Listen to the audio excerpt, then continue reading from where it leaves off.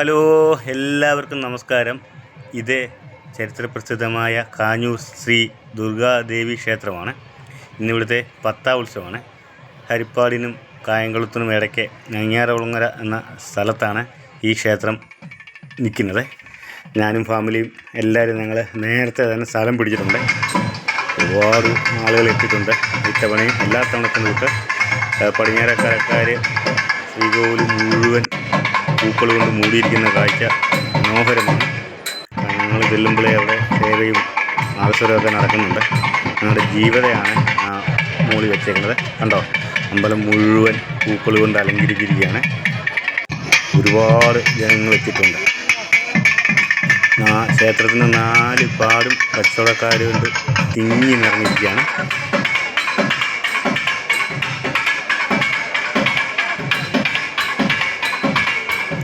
പൂക്കൾ കൊണ്ട് അലങ്കരിച്ച് വെച്ചിരിക്കുന്നത് എന്ത് മനോഹരമായിട്ടുണ്ട്. ഇതാ ഞാനും എൻ്റെ ഇളയ മോളുമാണ്.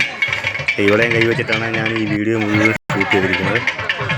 തിരക്കിനിടയ്ക്ക് നല്ലൊരു ശ്രമകരമായ പണി തന്നെയായിരുന്നു അത്.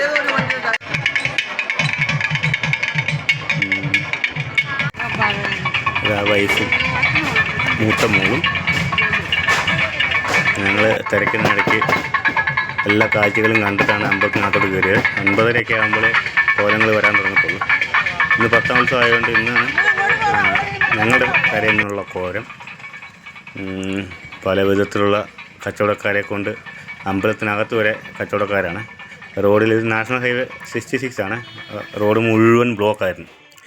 ഇവരുടെ കാര്യമാണ് ഭയങ്കര. ഇവരുടെ ഈ DJ ഡാൻസും മിക്സിങ്ങും കാണാൻ ഒരുപാട് ജനങ്ങൾ തടിച്ചു കൂടിയിട്ടുണ്ട്. പലരും വീഡിയോ എടുക്കുന്നുണ്ട്. ഇതാണ് ഞങ്ങളുടെ കരയിൽ നിന്ന് കോലം പോകുന്ന വീട്. അപ്പോൾ അതിന് തലേദിവസം പോയി ഞാൻ കുറച്ച് ഷോട്ടുകൾ എടുത്തു വെച്ചിട്ടുണ്ടായിരുന്നു. അവിടെ കലവറയുടെ ഒരുക്കങ്ങളാണ് ഞാൻ എടുത്തു വെച്ചത്. പക്ഷേ എനിക്ക് ഫുഡ് കഴിക്കുന്ന വീഡിയോ ഒന്നും എടുക്കാൻ പറ്റിയില്ല. അപ്പോഴത്തേക്ക് തിരക്കിലായി. ശേഷമുള്ള വീഡിയോസാണ് ഞാൻ എടുത്തിരിക്കുന്നത്. കോലം നടക്കുന്ന വീട്ടിലെ കലവറ കാഴ്ചകളാണ് നിങ്ങളിപ്പം കണ്ടുകൊണ്ടിരിക്കുന്നത്. പക്ഷേ ആ വീഡിയോ എടുക്കേണ്ടതായിരുന്നു. ആ വീഡിയോ ഉണ്ടായിരുന്നെങ്കിൽ കുറച്ചുകൂടി ഭംഗിയായേനെ. ആ ഒരു വീഡിയോ മിസ്സിങ് ആയിട്ട് തന്നെ ഇരിക്കട്ടെ. അടുത്ത വർഷം കോലം ഉണ്ടെങ്കിൽ നമുക്ക് ആ ഫുഡ് കഴിക്കുന്ന വീഡിയോയും കൂടെ എടുക്കാൻ സാധിക്കും. വീഡിയോകളെല്ലാം ഇങ്ങനെ ദീപ അലങ്കൃതമായിരിക്കും. വളരെ മനോഹരമായ കാഴ്ചയാണിത്. ഈ വർഷം ഏകദേശം 600ഓളം കോലങ്ങളാണ് അമ്പലത്തിൽ സമർപ്പിക്കുന്നത്.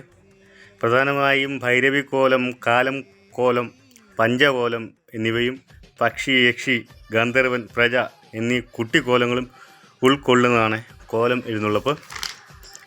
കവുഞ്ചട്ട ചെത്തി ഈർക്കിൽ കൊണ്ട് കുരുത്തോല നെയ്ത് പിടിപ്പിച്ച ശേഷമാണ് കോലങ്ങൾ എഴുതുന്നത്.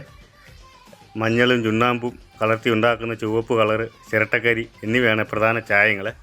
കവുങ്ങിൻപാളയിൽ ജീവൻ തുടിക്കുന്ന ചിത്രങ്ങളാണ് വരച്ചെടുക്കുന്നത്. ഈ കോലങ്ങൾ എടുക്കുന്നവർ ആചാരപ്രകാരം 8 ദിവസം ചുവട് പരിശീലിക്കണം. ക്ഷേത്രത്തിലെ ഉത്സവം കൊടിയേറുന്ന ദിവസം ഈ പരിശീലനങ്ങളൊക്കെ തുടങ്ങും. പന്തത്തിൻ്റെയും ചൂട്ടുകട്ടയുടെയും വെട്ടത്തിൽ താലപ്പള്ളിയുടെയും ചെണ്ടമേളത്തിൻ്റെയും അകമ്പടിയിലാണ് കോലങ്ങൾ ക്ഷേത്രത്തിൽ എത്തിച്ചേരുന്നത്. ക്ഷേത്ര സന്നിധിയിലെത്തി പ്രദർശനം നടത്തി കോലങ്ങൾ സമർപ്പിക്കപ്പെടും. വഴിപാടുകാരുടെ വീട്ടിൽ നിന്നും കാൽനടയായാണ് കോലം ദേവീ സന്നിധിയിലെത്തുന്നത്. ഇത്തവണ ഏകദേശം 10 പഞ്ചായത്തുകളിൽ നിന്നും 2 ദിവസങ്ങളിലായാണ് കോലങ്ങൾ എത്തുന്നത്. ഈ 2 ദിവസവും രാവിലെ 2 മണിക്ക് പൂപ്പട എതിരേൽപ്പ് നൽകുന്നതോടെ ഈ കോലങ്ങൾ ദേവിക്ക് സമർപ്പിക്കപ്പെടും. ഇപ്പോൾ ഞങ്ങളുടെ ഉത്സവം കണ്ടല്ലോ. ഈ കോലങ്ങൾക്ക് കൊല്ലം ഭാഗത്ത് പടയണി എന്ന് പറയും. ഞങ്ങളുടെ ഇവിടെയൊക്കെ പറയുന്നത് കോലങ്ങളാണ്. നിങ്ങളുടെ നാട്ടിൽ ഇതിനെന്താ പറയുന്നതെന്ന് അടിയിലൊന്ന് കമൻറ്റ് ചെയ്തേരെ. എന്തായാലും ഇതോടുകൂടി ഞങ്ങളുടെ ഈ വർഷത്തെ ഉത്സവം സമാപിക്കുകയാണ്.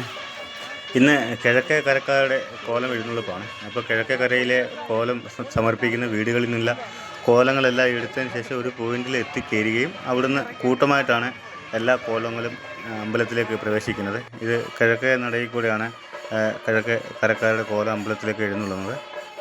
കോലത്തോടൊപ്പം വന്ന മേളത്തിനനുസരിച്ചിട്ട് താളം ചവിട്ടി തുള്ളി ആണ് അമ്പലത്തിനുള്ളിലേക്ക് പ്രവേശിക്കുന്നത്. ഈ അമ്പലത്തിൽ എത്തിയ ശേഷം കോലങ്ങളെല്ലാം ഇവിടെയാണ് സമർപ്പിക്കപ്പെടുന്നത്. അപ്പോൾ ഈ വീഡിയോ കണ്ട് ഇഷ്ടപ്പെടുന്നവർ ലൈക്ക് ചെയ്യുക, സബ്സ്ക്രൈബ് ചെയ്യുക, പിന്നെ ബെല്ലൈക്കണിലൊന്ന് അമർത്തുക. ഇനി അടുത്ത വീഡിയോയുമായി കാണുന്നവരെ വണക്കം.